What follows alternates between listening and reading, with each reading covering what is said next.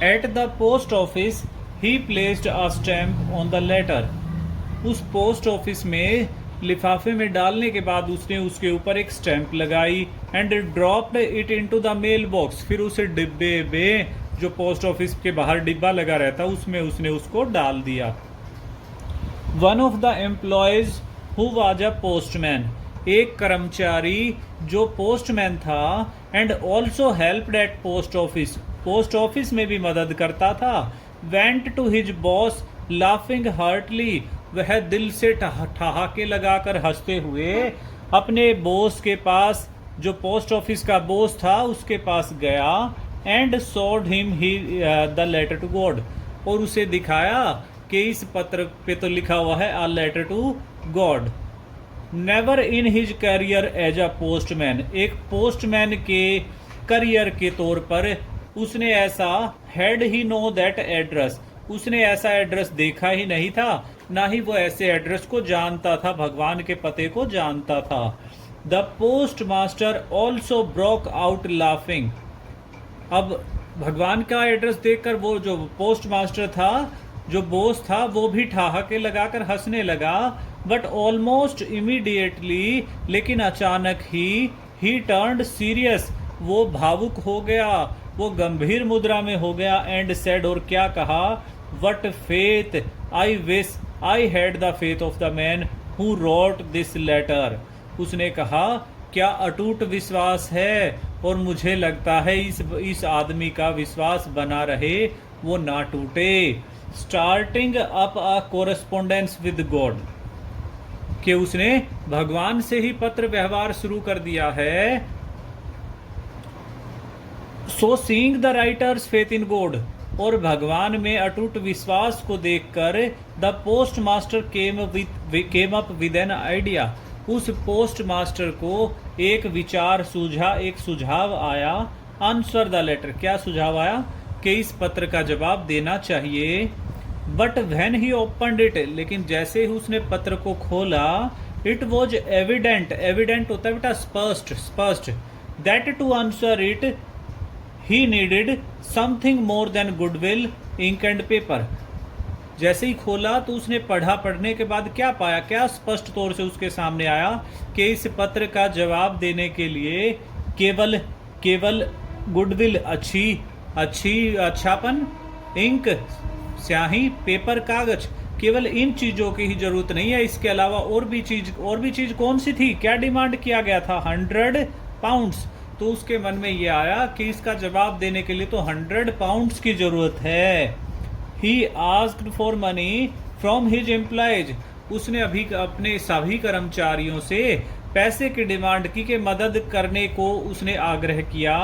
He himself gave part of his salary, उसने खुद भी अपनी सैलरी का एक हिस्सा दिया।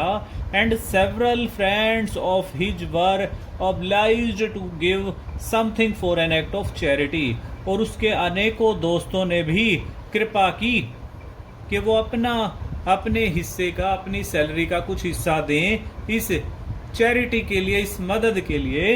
It was impossible for him gather the 100 pounds, उसके बावजूद भी उसके लिए 100 पाउंड्स इकट्ठा करना मुश्किल था।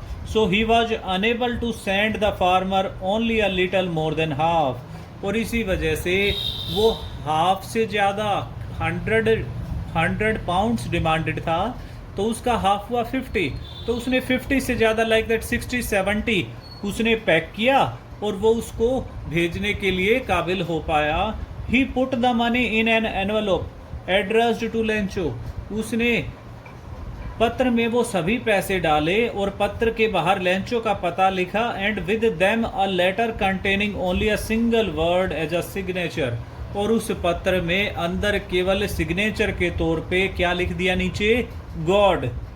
द फॉलोइंग संडे, आने वाले रविवार को, आगे आया जो रविवार था उस दिन, Lencho came earlier than usual to ask if there was a letter for him, Lencho सुबह जल्दी ही आ गया ये पूछने के लिए कि उसके लिए कोई पत्र आया है। The postman handed the letter to him, postman ने उसको वो पत्र दे दिया।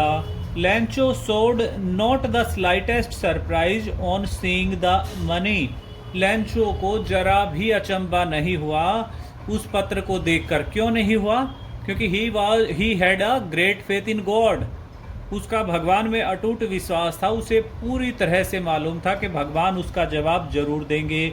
सच वॉज हिज कॉन्फिडेंस, ये उसका पूरा कॉन्फिडेंस था। But he became angry when he counted the money, लेकिन जैसे ही उसने वो पैसे काउंट किए वो गुस्सा हो गया। God could not have made a mistake, भगवान कभी कोई गलती नहीं कर सकता है। Nor could he have denied लैंचो what he had requested, ना ही वो लैंचो को पैसे देने से मना कर सकता है।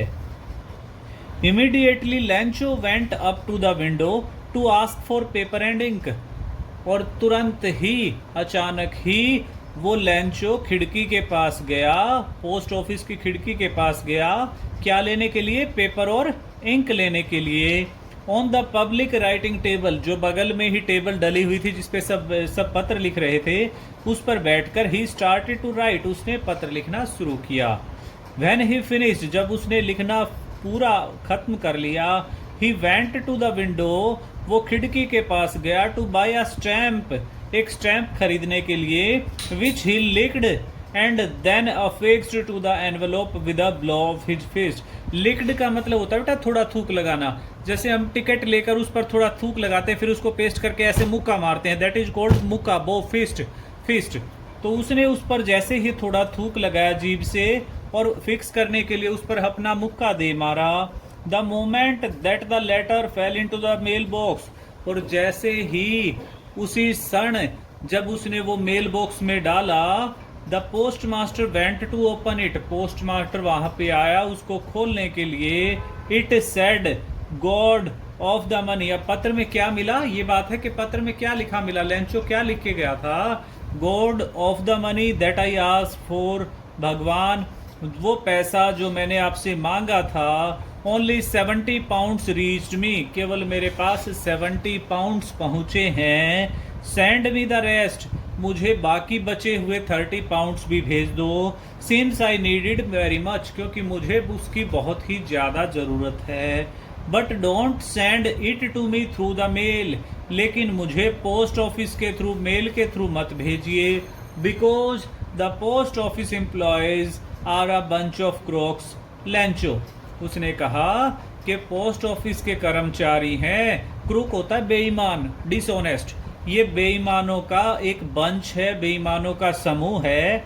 आप इसको पोस्ट ऑफिस के माध्यम से मत भेजिएगा। और नीचे उसने क्या लिखा? लैंचो।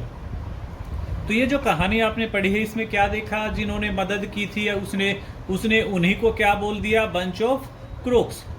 ठीक है, ऐसा भी क्यों हुआ? क्योंकि उसका भगवान में क्या था? अटूट विश्वास था। वो ऐसा सोच ही नहीं सकता था कि भगवान उसको कम पैसे भेजेंगे या भगवान उसको नहीं भेजेंगे।